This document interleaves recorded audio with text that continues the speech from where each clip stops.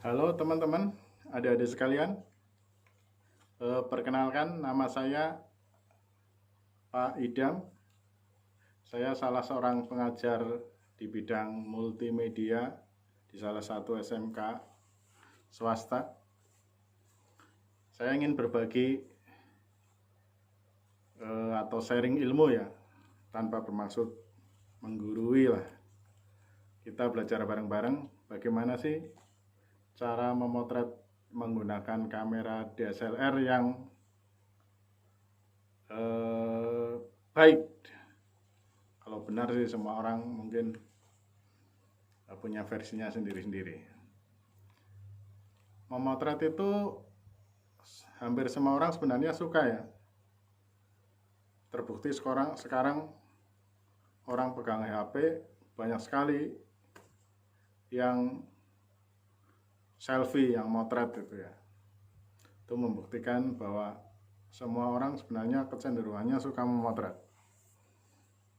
Tapi untuk memotret yang baik, tentu diperlukan pengetahuan atau kita harus belajar supaya memotret itu bisa menghasilkan hasil yang maksimal. Kali ini saya menggunakan kamera DSLR Nikon D5300 entry level ya. Ini harganya cukup terjangkau. Siapa tahu adik-adik sekalian punya seperti ini di rumah atau punya sejenis kamera DSLR atau kamera prosumer yang ada settingan-settingan manualnya dan otomatiknya. Jadi kita bisa belajar bersama-sama. Kita mulai dari dasar sekali pemirsa. Kita mulai dari dasar sekali ya. Ini kamera ini on off-nya di sini nih. Ini kalau kita geser ke dia nyala. Buktinya backlight ya. Ini buktinya di sini di LCD ini muncul gambar settingan. Itu untuk menyalakan. Ini kalau kayak gini udah bisa motret pemirsa.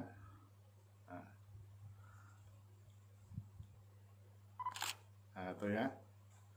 Sudah bisa motret. Tapi hasilnya ya karena kondisi ruangannya cukup gelap ya tentu jelek ya. Karena motret itu dibutuhkan pencahayaan yang bagus, yang tepat ya, cukup ya. Untuk memotret menggunakan DSLR itu sebenarnya ada beberapa settingan ya. Yang pertama ada istilah mode exposure. Exposure itu mode exposure itu di sini nih. Ini putaran ini mode exposure. Nah, tapi untuk pemula kita gunakan auto aja. Jadi yang hijau ini dipaskan aja ke titik sebelah sini nih, yang hijau ini. Kalau untuk Nikon ya. Kalau untuk Canon kemungkinan ada kotakan ya, kotak. Nah, di sini ada mode exposure lainnya ya. Ini ada M, A, S, P, terus ada mode-mode pemandangan, ada mode gambar bunga. Itu semuanya mode exposure. Apa sih exposure itu ya? Begini ya. Kamera itu bisanya menangkap gambar itu karena ada pantulan cahaya dari sebuah benda. Pantulan cahaya dari sebuah benda. Jadi ketika cahaya mengena benda itu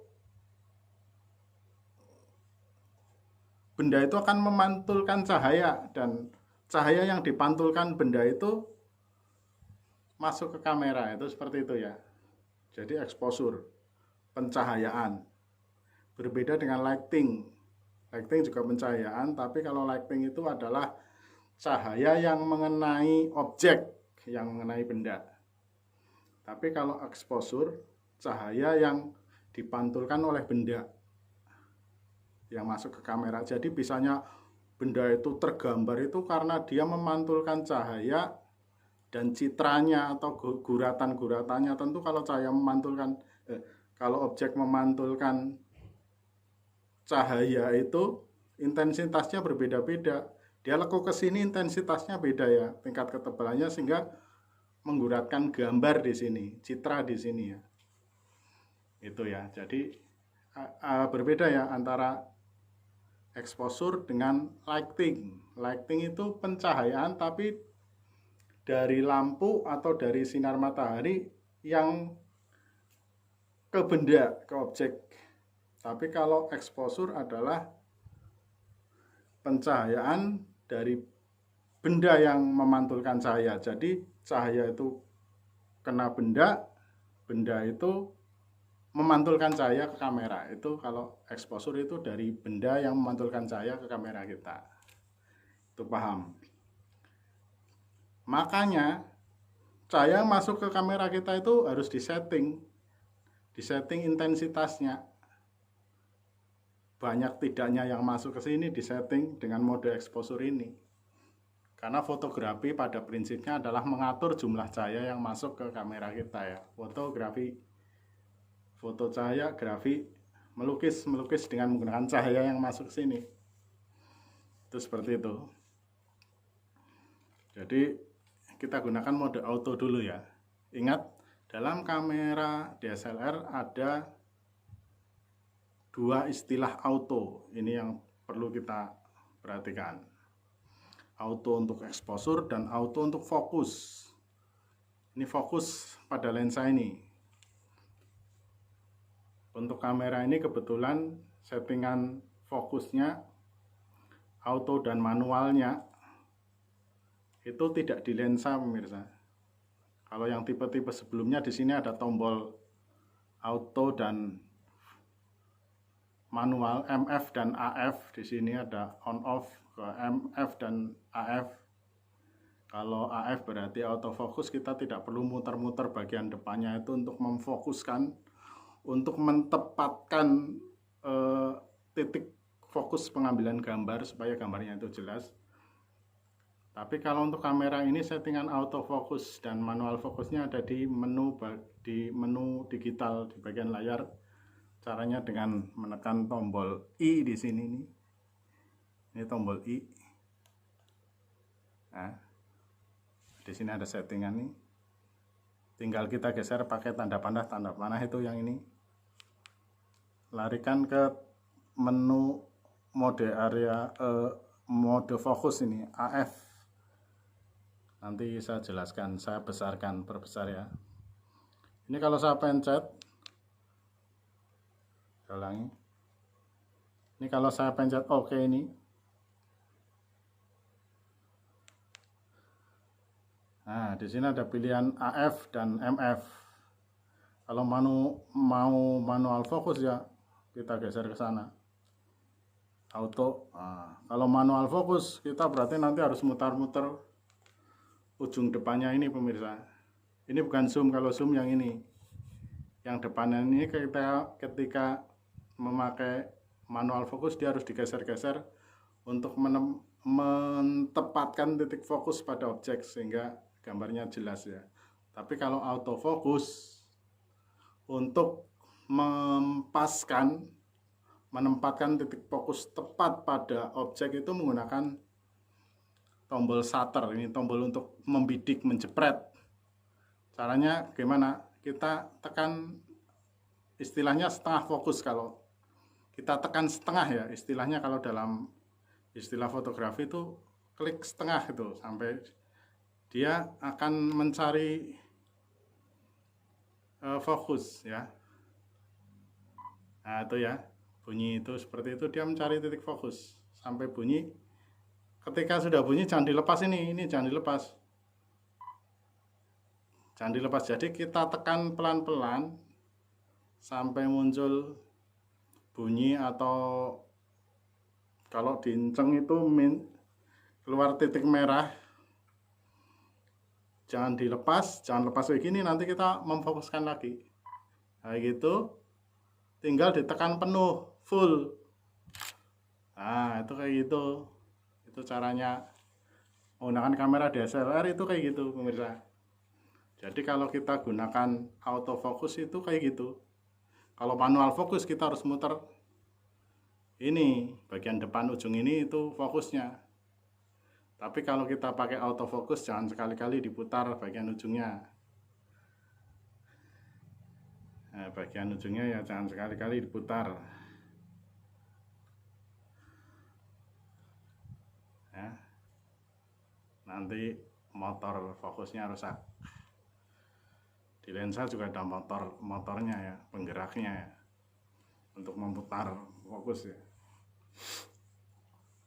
Itu caranya. Jadi ada dua istilah fokus ya dalam kamera DSLR.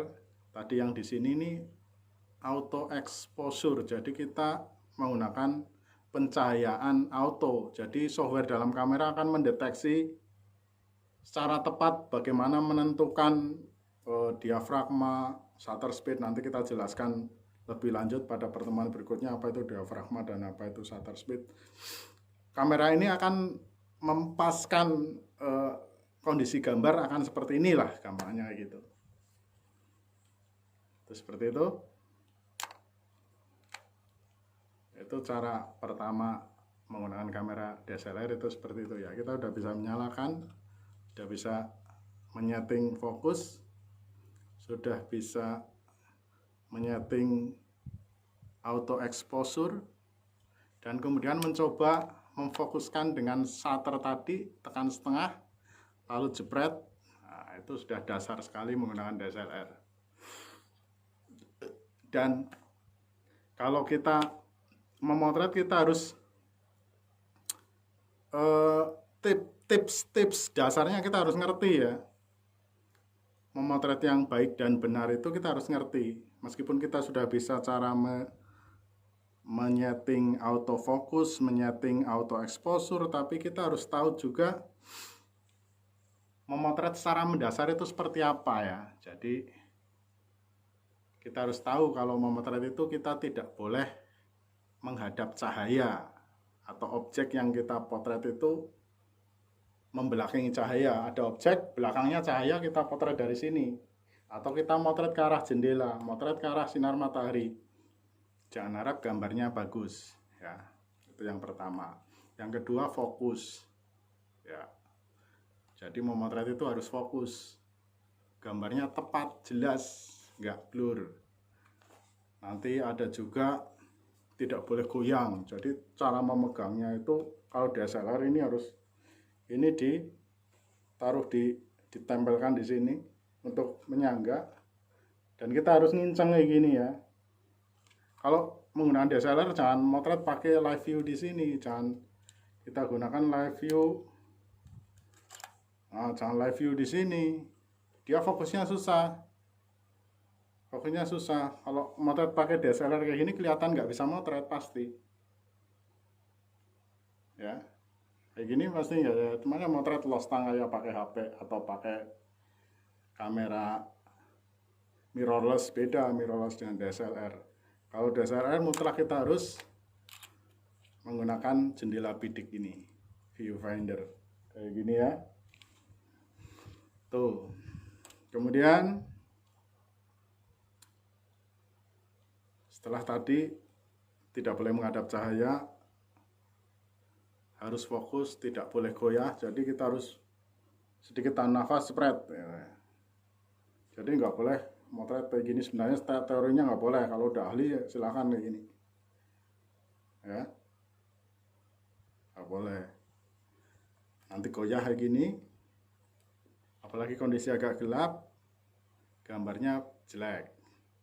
Terus nanti kalau kita baru belajar jangan coba-coba dimiring-miringkan. Nah, jadi kalau ada kontur atau profil yang lurus, contohnya tembok atau pagar rumah, ya di hasil gambar kita jangan sampai miring. Kecuali kalau kita nanti udah ahli, beda lagi itu. Kalau kita belajar ya harus lurus. ada titik temu antara air laut dengan langit, horizon itu. Kalau kita motret di pantai ada horizon, titik pandang pertemuan antara langit dengan air laut atau antara tanah dengan air laut itu jangan miring juga. Jadi kalau ada kontur atau gambar bentuk benda yang seolah-olah dia menggaris lurus, usahakan jangan sampai miring. Itu beberapa tip ya. Cara motret, goyah, tidak boleh goyah, tidak boleh menghadap cahaya tadi. Terus objeknya jangan kepotong-potong asal. Kalau motret orang kayak gini, kepala atasnya jangan kepotong. Itu. Jadi objek-objek yang vital itu jangan sampai kepotong. Itu cara memotret bagi pemula ya. Itu mungkin tips sementara tutorial atau apalah dari saya untuk adik-adik sekalian yang belajar memotret. Semoga ada manfaatnya. Ini saya tidak menggurui, kita diskusi aja. Nanti kalau ada pertanyaan silakan di kolom komentar ditanyakan. Kita belajar bareng-bareng tentang dunia fotografi. Demikian, terima kasih. Sampai jumpa pada tutorial berikutnya. Jangan lupa like, komen, dan subscribe channel ini.